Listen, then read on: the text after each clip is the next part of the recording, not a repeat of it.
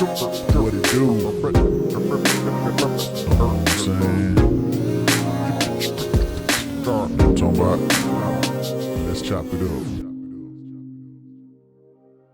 Hey, what's good, everybody? This is Let's Chop It Up podcast, and once again, you with us again, so you're a real one. I'm joined with my brother, Crazy Chris, my brother, White Out. What's up, man? You know what I'm saying? And we here chopping it up today. I say it every single time, man. It feels like it only gets more and more true, right? We got an interesting topic, right? Sure. It's something that's not really spoken about. Maybe one-on-one is spoken about, but as far as like being open about it, it's not always the easiest thing to do. Yeah. Right, and that topic happens to be depression. Man. I'm already saying. Oh, yeah, that's depression talking about it. No, right, it's a difficult thing to talk about, man. It's especially as men. Yeah. You know, sure. And even going into diving into do a little bit of research about it, man. Like, and it's not saying nothing negative about our sisters. You know what I'm saying? But they seem to battle it twice as much as men do. You know what I'm saying? Women do? Yeah, women do.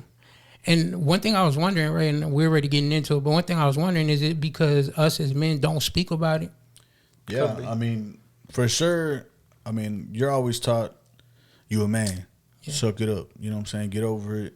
So boys don't cry. Yeah, and then, I mean, it's looked at, people going to look down on you or something. Yeah. It's going to make you look weak. And also, according to some more research, it says when the research was used to scale that was designed to assess the depression symptoms common among men, it found that 26% of men and about 22% of women meet the criteria for depression. The crazy thing is, like, maybe as a male, right, I just think to myself, when do you realize that you're feeling depressed or going through depression? I think usually, many times, like when I've been depressed, before Christ, I didn't even realize I was depressed till afterwards. Yeah. You know? When you sober? When you sobered up. Hey, for real. When you sobered up out of the depression, you know what I'm saying? Yeah. So, and you know, those numbers could always be iffy because most people don't even go to the doctor. Yeah. That's true. You know what I'm saying? That's all for the people that are willing to go and they got speak insurance. to somebody. Ain't nobody got time for that. Yeah, but I mean, imagine all the people that never even go speak to a doctor or never speak to anybody, let alone. Yeah. Me, one of the things that when I'm depressed, I like to sleep. Yeah. To me, it like fast forwards that day. You know what I'm saying? And it sucks because the whole day's wasted. But at least, you know, I don't go out and do something stupid. But me and my wife arguing and going through some things, I just close the door and I go to sleep. You know what I'm saying? Yeah. And I'm gonna hibernate through these emotions. Pretty much. I wake up on the other side. And my wife told me that before. She like, that's how I know you're upset or something. Like you go to sleep, like you just sleep through it, which isn't a healthy way. But sometimes I pray, sometimes I don't. It's crazy. Just being real, you know what I'm saying? Like sometimes I'm just so mad or upset. I'm just like, I don't want to deal with anything. I just go to sleep. Some people take that to the extreme and they try to go into a permanent sleep. You know, they think that's a solution. You know what I'm saying? So that's the crazy part. And there's been a lot of famous people that throughout the years, actually just recently, like that have been dying on suicide or overdose. Yeah. And, you know, most of the time overdose is because it's connected with depression. Yeah. Like they can't stop taking drugs because without it, you don't feel complete. Yeah. You know, you feel that void, you feel that emptiness.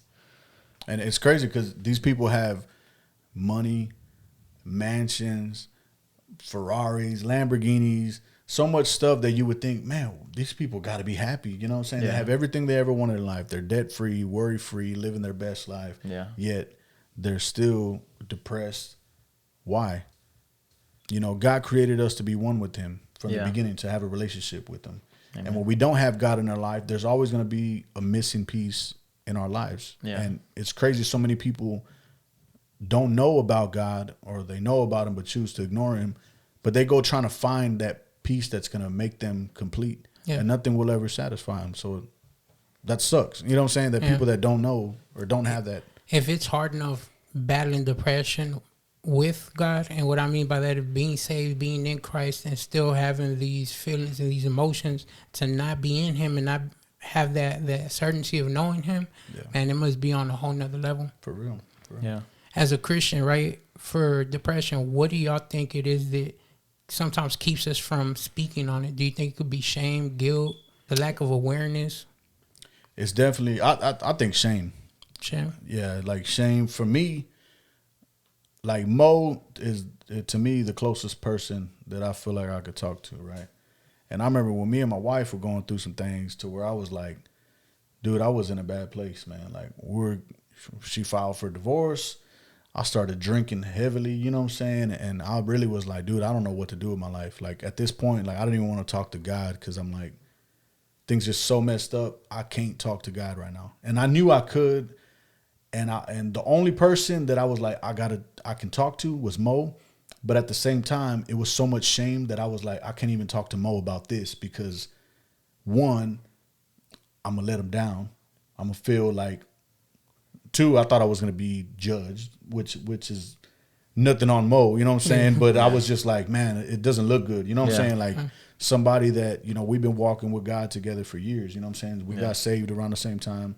And so he was my best man at my wedding, you know what I'm saying? We've been through a lot on this spiritual journey, and to where we were going through that, dude, I was so depressed, and like I couldn't even talk to the only person that I thought I could talk to just because of the shame wouldn't let me. You know what I'm saying? It sucked so bad because I was like, man, I feel like I can't talk to God. I need somebody else, right?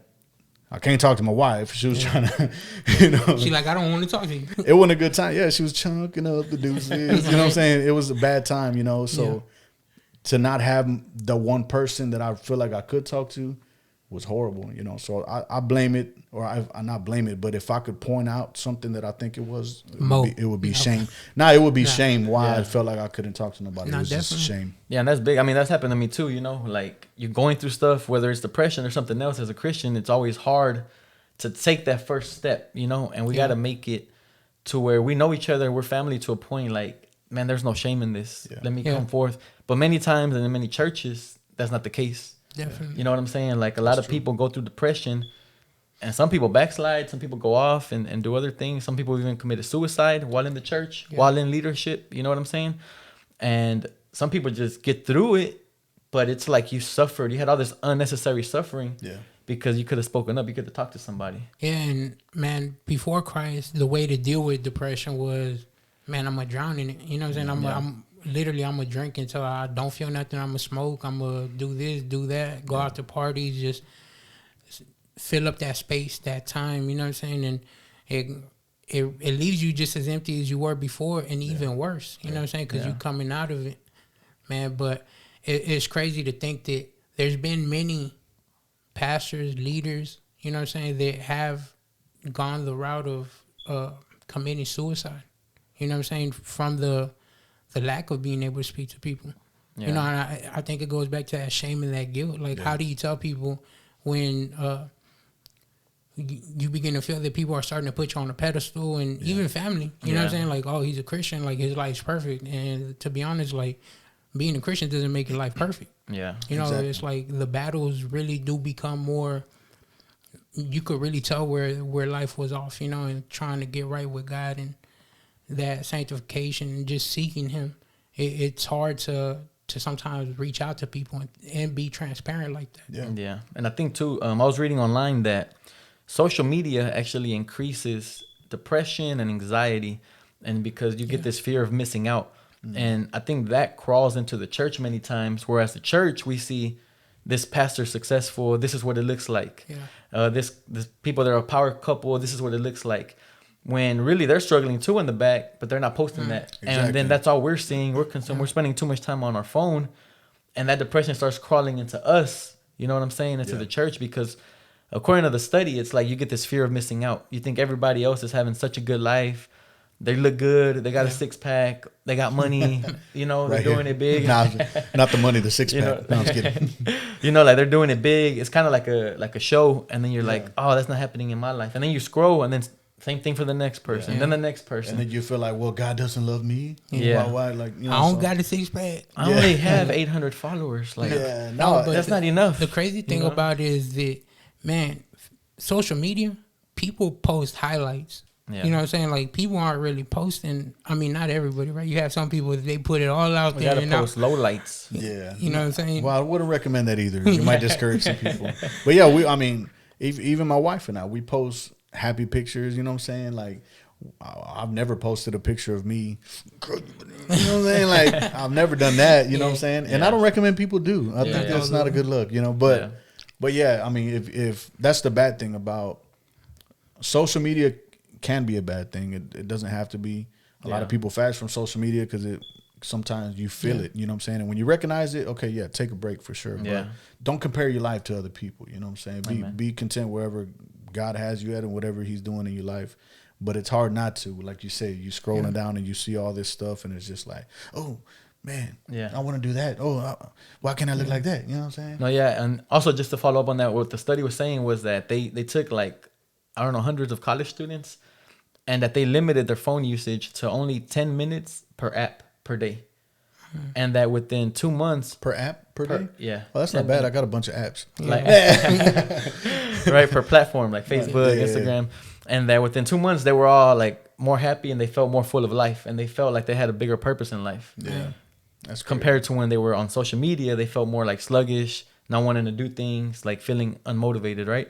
So what Chris said, we got to check ourselves on our social media, maybe set a daily limit.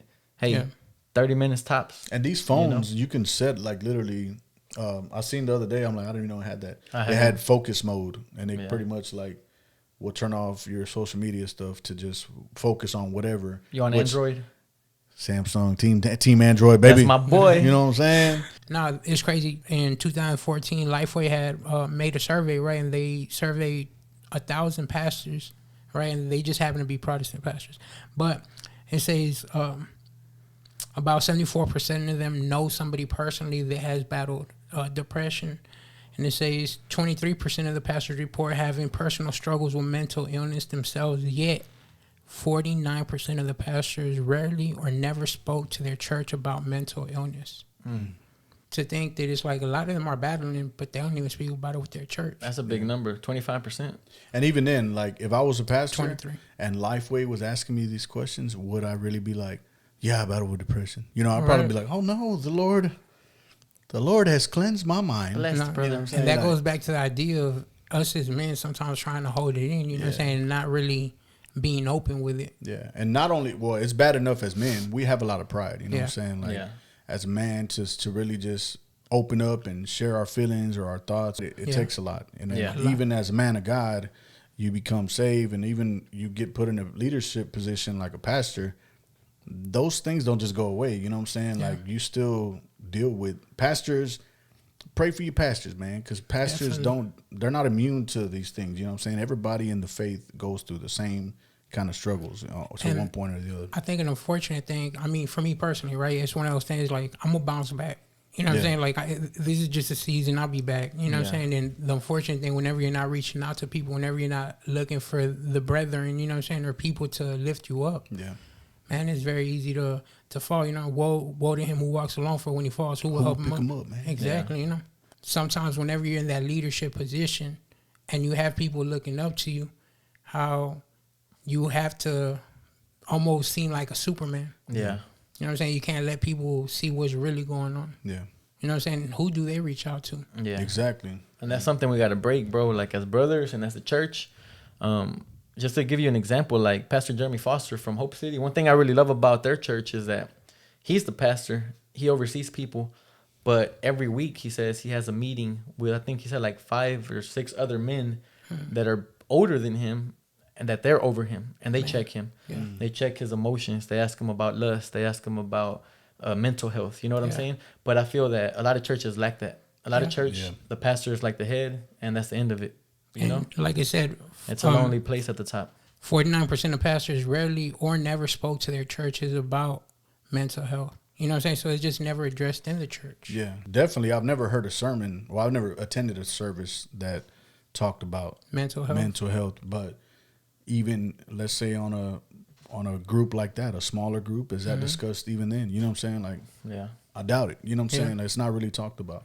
And it seems like the last few years, like 5 years or so, I've noticed like it seems like depression and anxiety, everybody's going through it. Yeah. You know what I'm saying? I don't know if it's the stuff we're eating or they're the or consuming chemicals they're dropping in the air or what, but it seems like Technology. What's going on? You know what I'm saying? Because you know, we white spoke album, about it earlier. Even the music, like there's a lot of like emo rap, you know, a lot of depressing rap, and that's the wavy, vibey stuff that, you know, the youth like. No, yeah, and the crazy thing about whenever you do hear about it in a church, what approach would they even go about it? You know what I'm saying? Because it could get stuck on, oh, it's demonic or the spiritual side of it, but never really speak to the person personally. Yeah, you know what I'm saying? Because you could preach to the whole congregation, but that person needs one-on-one. Yeah, and we got to learn how to have compassion because I do believe everything is spiritual. You know what I'm saying?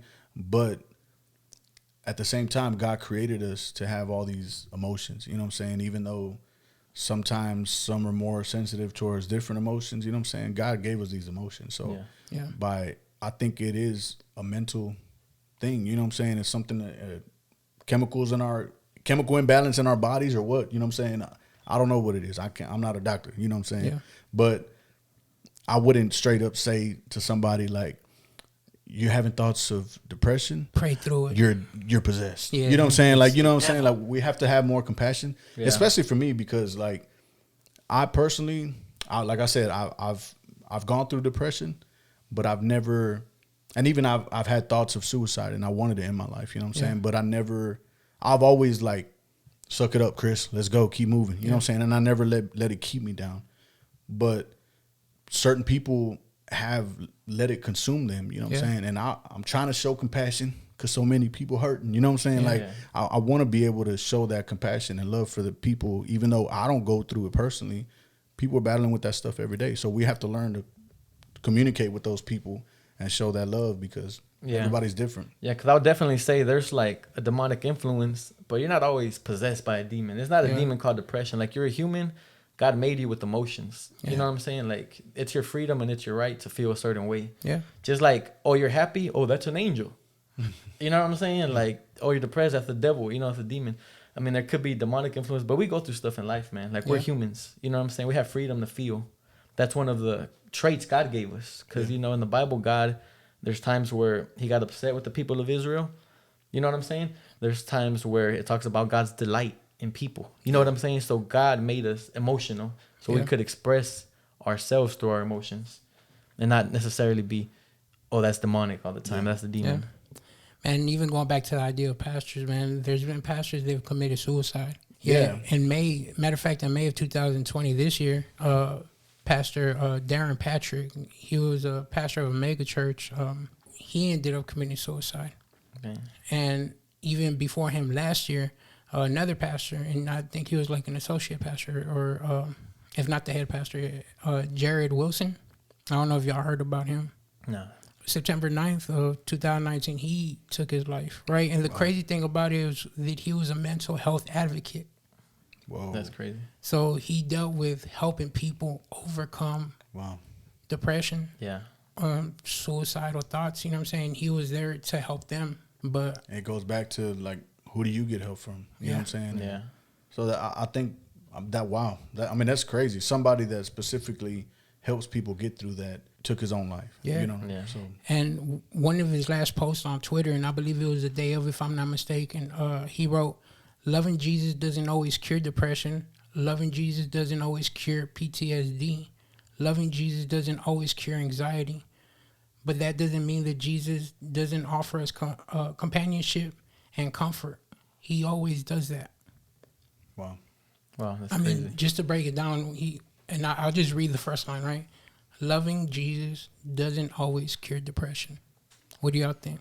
Me personally, I like to believe that just like that man in the Bible that came up to Jesus said, "Are you willing?" And Jesus said, "I am willing." Yeah. I believe that God is always willing to help you. You know what I'm saying? I believe that God is always willing. As believers, we always believe in the God of the miraculous. Like where there comes to physical healing, mental healing, like I'm always going to push to believe God's good and perfect plan. You know what I'm saying? That we go through stuff, you know what I'm saying? It's unavoidable. Yeah. But I do believe that God does have the power and is willing, you know what I'm saying, to break us free in many cases. Yeah. You get what I'm saying? I mean, it's kind of a tricky subject that he's going back and forth on, because he's kind of saying, well, God's not going to rescue you. Yeah. You know what I'm saying? And it's kind of like to the argument that Karina had brought, like, you know, when it comes to cancer, like, does everybody get healed from cancer that prays for it, you know? Yeah. And of course, the answer is no. Not everybody gets healed from cancer, even including Christians, right? So the same with the mental health. It's a disease. It's a sickness, what they label it as, right? Yeah. But at the same time, it's like that cancer was caused by man. It wasn't caused by God. You know, God made the earth perfect. God made the earth free of GMOs and pesticides and vaccines and all these things we put into our bodies. God didn't create cancer. In the same way, depression doesn't come from the Lord, right? So that should give us the knowledge to say this isn't from God, so I need to fight this, right? I need to come against this because this isn't from the Lord. And how can you fight this? Can you do it by yourself? I believe you can't. I believe when you're in that state, like me personally, I walked through depression alone many years, you know, and I would just say that it's by the grace of God the only reason that I'm here and on the real, because watch, I was depressed before being a Christian, and even as a Christian, I hit like major depression. Like it was crazy. Like before I was saved, I was depressed because, you know, my dad, he was always rejecting me when I was little, and I grew up always ashamed, you know, like when I was 6, 7, 8 years old, I was depressed to where like I didn't want to get out of bed. I didn't want to go to school.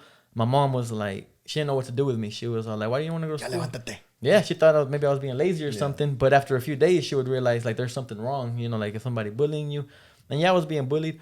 But at the same time, I had this emptiness in my soul because of the way my dad treated me and the way that my dad talked to me or put me down all the time, right? Yeah. Going into my teenage years, that translated into, I wouldn't get bullied anymore because I learned how to defend myself and fight. But that led me into drugs where I found an escape, you know, because I always had the social anxiety. Like, I need contacts. Back then, my mom didn't take me to the doctor. Like, I could never see the chalkboard on the real at school. Like, but the teacher would tell me, move to the front, and I'd be like, no, because I thought I was cool, you know.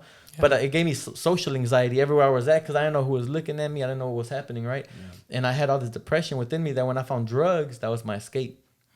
So I got to the point where I couldn't function without drugs. I would wake up and I would just want to get high. You know, I had so many absences at school not because I wanted to skip school per se, but because I was looking for drugs. You know, I would take liquor to school in water bottles. I would always be popped out. I would buy Xanax. I used to buy them 2 or 5. I got to the point where I was buying a bundle for $50, $100. You know what I'm saying? I would sell a few, but I'll pop a whole bunch, you know? And it was daily. Like, I'd go 2 or 3 weeks without being sober, you know, like just constantly doing drugs. But there was this emptiness in my soul because I would do so much drugs that one time I overdosed where I ended up in the hospital. I was out for 3 days, you know what I'm saying? Like, unconscious for 3 days. But then there was other times where I felt that I overdosed, that I would just cry out to God. It felt like somebody was pouring blood over my body. And my heart kept twitching. You know what I'm saying? Like, I just felt cold and hot all over my body. It just felt crazy. And I would go through these spasms, and I would literally, like, just cry out to the Lord.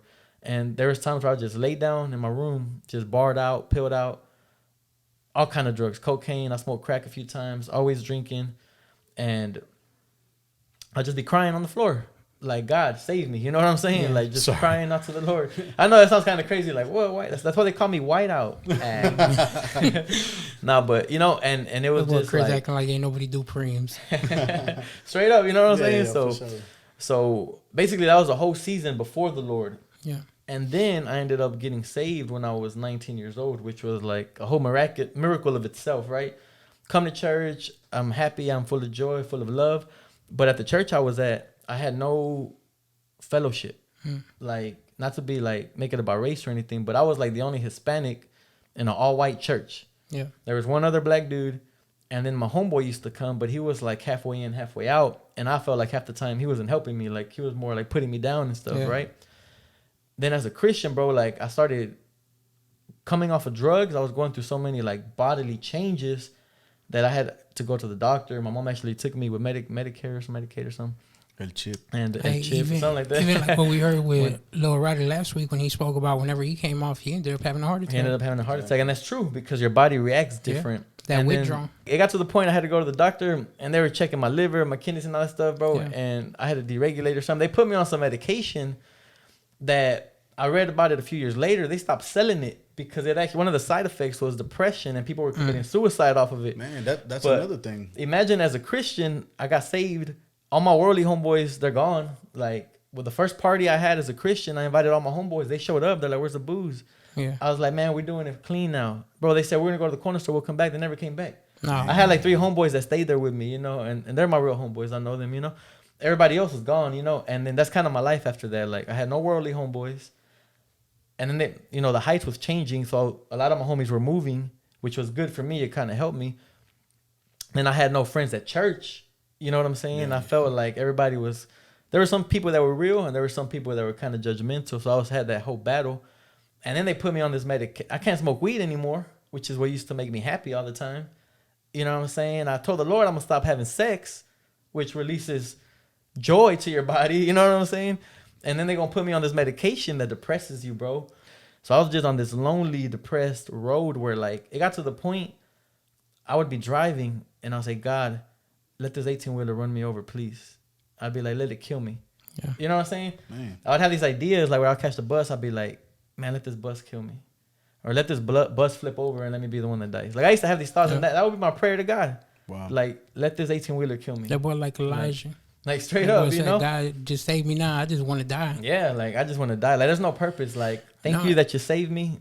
Thank you for rescuing me from hell. It's crazy because, like, with Elijah, the same thing. Like, everybody that was around him, they all gone now. You know what I'm saying? And those were people that were serving God, you know? Yeah. And then he retreats, go to the mountains, and God spoke to him when he was alone. And he was a powerful man of God, and he was depressed. You know what I'm saying? So basically all of that, and as a Christian, it's like, now I would, be able to, like, have family, you know, people that we connect with. Hey, man, I'm struggling, you know, because brothers bring you joy, bro. Like, nobody was created to be alone. Exactly. God made Adam. He said, it is not good for man to be alone. Like, you already, Father, Son, Holy Spirit. You know what I'm saying? There's a constant fellowship. We're made in that same image. Like, we need love. You know what I'm saying? Yeah. Everybody needs somebody, no matter how hard they try to look or whatever.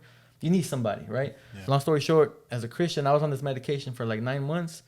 And, bro, it got to the point where, like, I was just, like, wanting to die every day. Like, I didn't want to go to work. I didn't want to do nothing. I just went to work because I was like, I need money. You know, I need to pay bills and I got things to do. And looking back, bro, it was really having a revelation of who God is what helped me hold on. First of all, like, I can't commit suicide because I know who God is. Yeah. You know, I know that I'm saved. I know God chose me. I know that I have a purpose in this life. Number 2 is I wish I would have had a body of believers that were around that could have helped me. Yeah. That could have been like, it's all right, bro. You know, just play a video game with me or something. Talk to me. You know what I'm saying? Let's write some music together, you know? Yeah. No, I had none of that. You know what I'm saying? And number 3 is looking back now is always having a correct mind, a mindset or a correct revelation of who God is. You know, that God actually wants you to have joy. You know, the Bible says at my right hand, there's fullness of joy, fullness of pleasure. Amen. Like, God is actually like, come to my presence, like, seek me. You know what I'm saying? Connect with me. Like, I give you joy, you know? And having that mindset of every season is not forever. You know, the season is temporary. This too will pass, you know? Amen. So there's a few things like that. So as Christians, we struggle with depression. We're not immune to it. We go through it, man. At all. And like you said, even pastors, man, pray for your pastors. You know what I'm saying? Because pray for people in the church. And, you know, Pastor Arnulfo brought that up, you know, that every time we say, hey, what's up, brother? How's it going? We're like, oh, good, blessed, and highly favored. You know what I'm saying? Like, quit lying. We don't go past the surface. And actually, me and Mo were working on a song talking about that stuff. Yeah. But yeah, a lot of times we say what's up to people, and then we're just like, we put on fake smiles, you know what I'm saying? And we just say what's up, and then we go through emotions. So what do you do whenever somebody's real with you? Because I'll keep it 100. 3 years ago, whenever my grandfather passed away, and I've shared it with Chris, and I'm sure I shared it with you, is, bro, I became one of his primary caretakers, right? So whenever he passed away, bro, like, that was my best friend during that season. You know what I'm saying? Like, he passed away, and I fell into depression. Like, literally, I just fell into it. Like, my relationship with Christ I fell off on my relationship with God. You know, it was just kind of one of those things, woe is me. Yeah. And I remember one time somebody at church asked me, how you doing? And I was real with them. I told them I'm not doing good. And they didn't even know what to say to me. You know what I'm saying? Like, we just chunked deuce and kept on walking. A bunch of, we're used to cliches. Yeah, you know what I'm saying? And I don't blame them. Yeah, because I mean, we're used to just we don't prepare ourselves, good, and we keep it short and sweet, and we keep walking on. You know, like it's like Eddie Mineo said, that costs time, which we don't got. Yeah. So what do you do whenever somebody does tell you, man, you know what I'm battling right now? When people tell me stuff like that, I'm always caught like, man, I'm gonna pray for you, I'm gonna help you, but then it's like I don't even know what to do. Yeah. You know what I'm saying? So I really believe that we have to be empowered by the love of God to love our brother. Yeah. To like intentionally be like, I don't know what to do. But let me message you. Let me message you every day. Yeah. Let me send you a prayer. You know what I'm saying? Let me pray for you. Little Roddy said this last time, and I've heard a bunch of people say it. Love is spelled time, right? Yeah. Time. And when you're depressed, man, it feels good to know that you're not alone. Yeah. That's like a breath of fresh air that hits you, even if just for 5 minutes. You know what I'm saying? You feel that somebody's thinking about me. Hey, look, like every Friday I get a text message from my boy John. He be hitting me up, be sending me the specials, Papa John's. No, but in all seriousness, man, it is hard to reach out to people whenever they're going through that season, because sometimes we want to have the answers. Yeah. You know what I'm saying? But sometimes we just got to sit with them. Just listen. Yeah, just listen, or just be quiet with them, you know what I'm saying? Like, and true, keep them in prayer.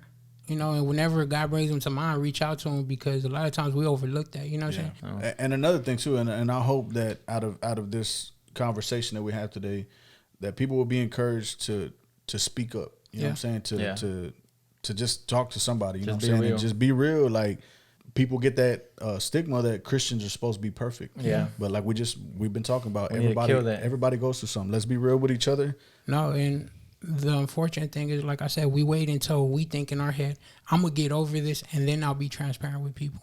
You know what I'm saying? Like, for me, when I was battling through everything, that's what I did, and I do not recommend that to anybody, because I was on the verge of, like, bro, I 100% feel you. When I would drive home from church, bro, like, literally walking out the church, I'll be driving home, and I'll be thinking, bro, if I just let go of the steering wheel, I'm going to go into the other lane, and it'll be cool. You know what I'm saying? Nobody's going to think to themselves, he committed suicide. Yeah. It would have just been like an accident happened.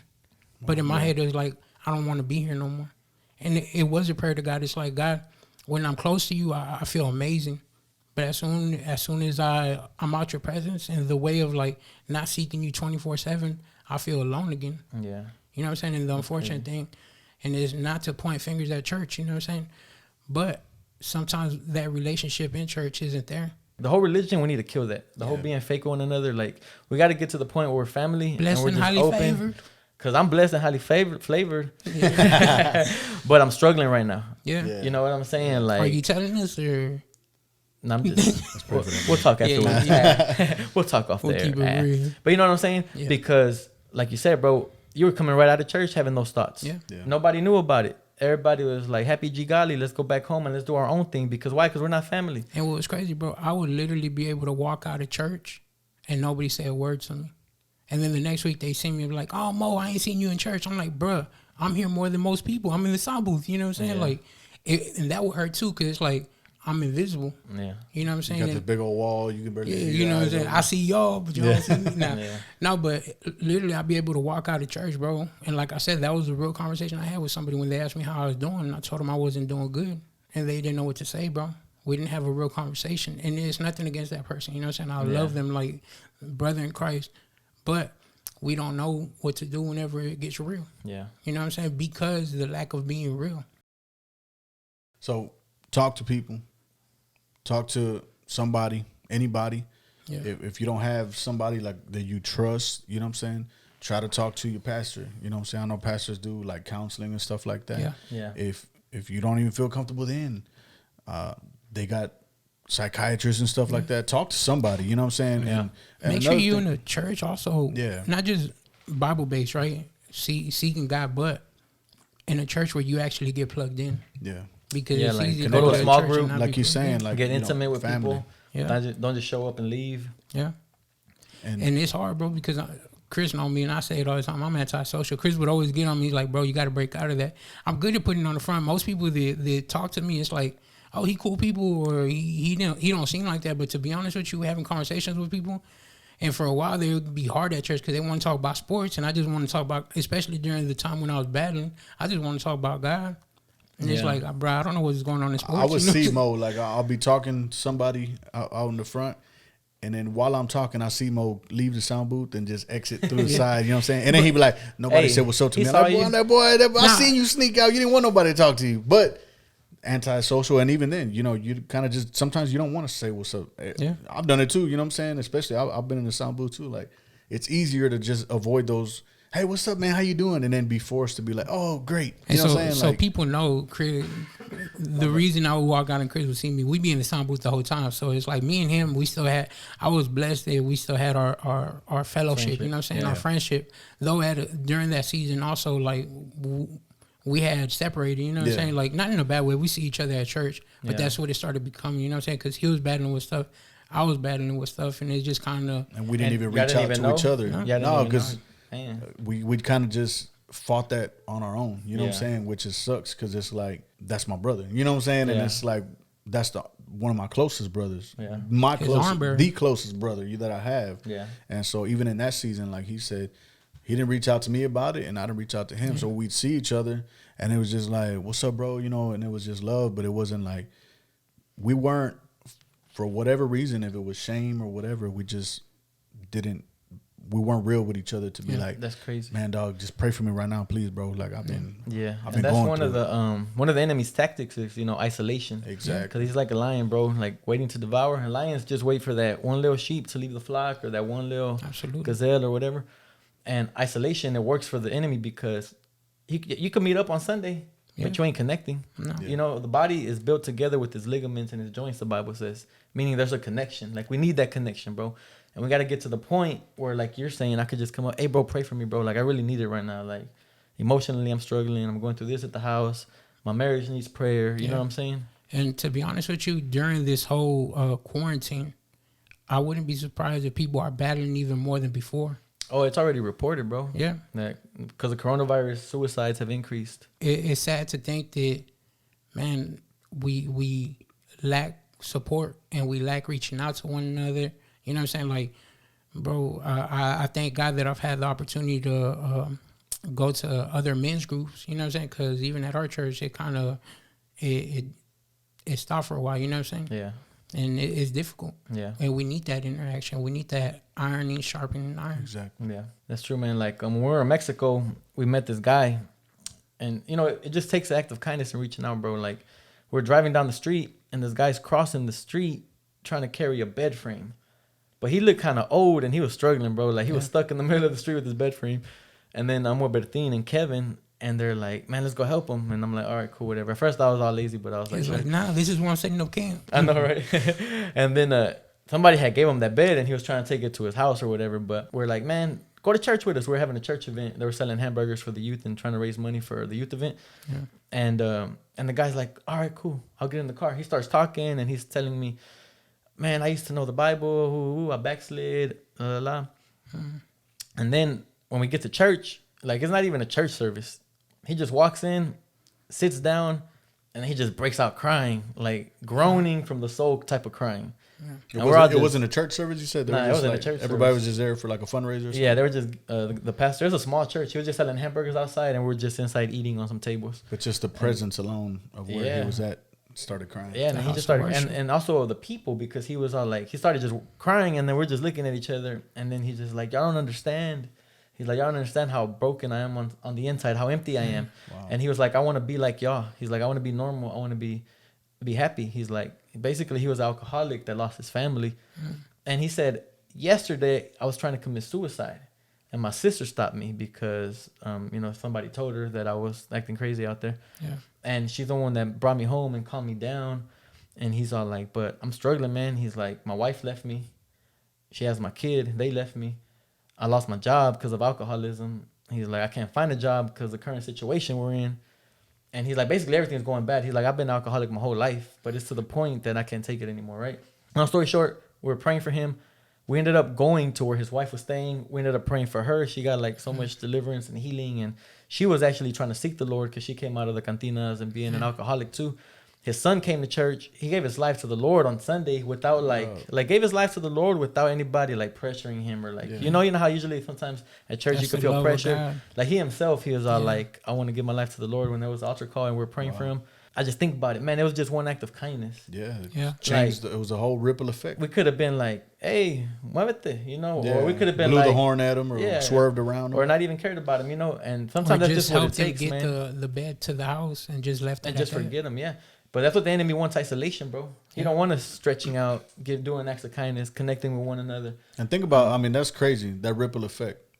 Not only one life changed, but his whole family and his son. Yeah, I don't know how old he was. 14. 14 years old, giving his life to God. Man. Yeah. Through all that, it wouldn't have happened if it wasn't for that act of And kindness. that reminds me of the That's Good crazy. Samaritan. You know what I'm saying?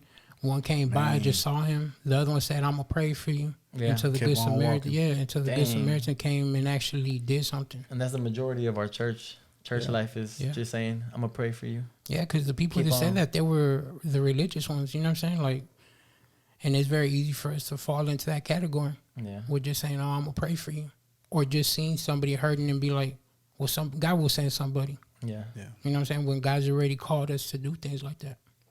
Facts. Crazy. Y'all already know how we do. How we do it on the Let's Chop It Up podcast. We have another interview. Unfortunately, our brother Elos ain't here, but we in good hands with my brother Whiteout. Whiteout, go ahead and take it away. Hey, what's up? Thank you for chopping it up with us. Right now I got my boy Shaquay on the line. Shaquay, you there? Yeah. What's up, man? Hey, what's up, man? How you My doing? boy, right up. Man, I'm doing good. Blessed, can't complain. How you doing? Doing great, man. It's awesome to have you here on the Let's Chop It Up podcast. We were just talking with the guys about depression, specifically in the church, and also depression for people struggling with it outside of the church. We wanted to ask you a few questions because I was scrolling through the Facebook feed and I saw that you had a new song called "Don't Take Your Life," right? So I wanted to ask you because that's a deep song. You know, it touches the subject of suicide and depression, and I just wanted to talk to you like, what inspired that song? Was it something that you experienced, and was it something personal? Was it something that you heard other people talk about, or is it like a collective of your experiences and other people's experiences that made you want to write the song? Okay. Yeah. What inspired me to write this song, man? A good friend of mine, Big D.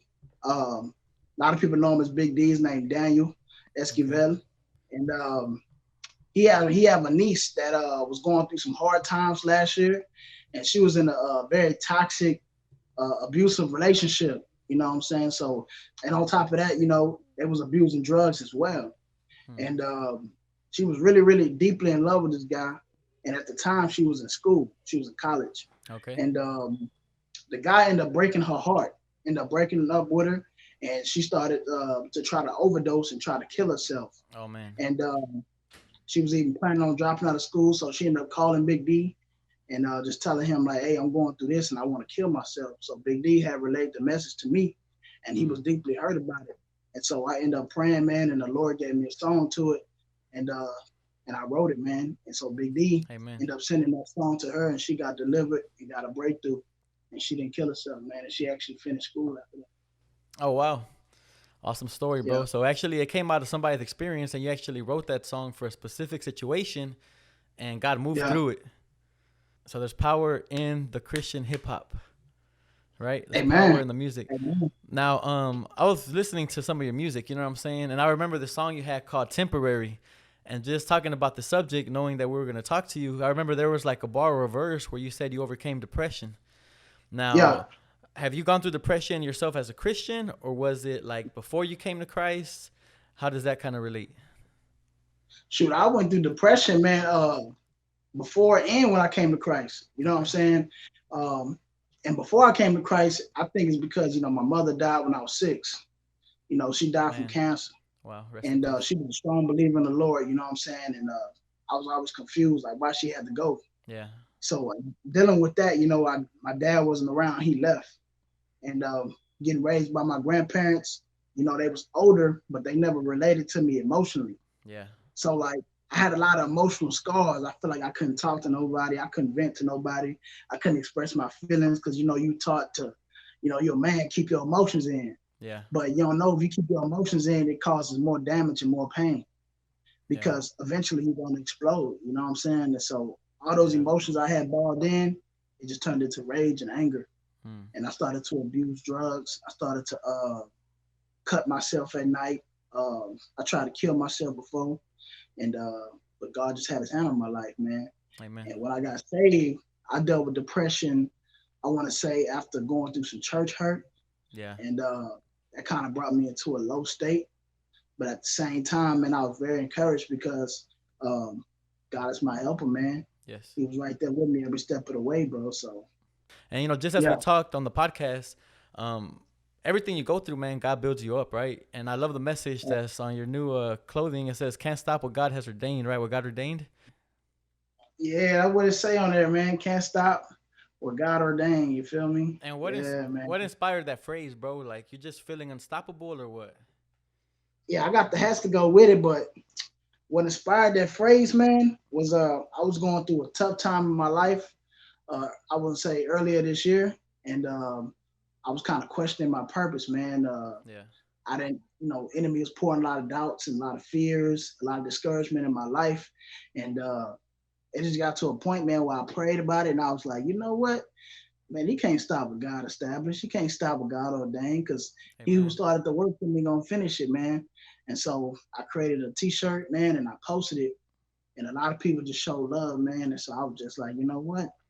I'm gonna stick with this, man, because it's not only just a T-shirt or a clothing brand, but it's a lifestyle. Amen. So a person that's going through a hard time look at your shirt, and they're gonna say, "Wow, man!" It's gonna remind them of what they're going through and what God is gonna continue to finish in their life, man. So Amen. testimonies with it. So I just want to encourage everybody, check out Shaquay's song, Don't Take Your Life. Check out his new clothing, Can't Stop What God Ordained. I just want to give you thanks, bro, for sharing with us. Thank you for the music you're doing. That's coming from the heart. It's touching people. We support and we're behind everything you do here at Let's Chop It Up. Hey, all love, bro. Y'all be good out there. Amen. Shout out, bro. God bless.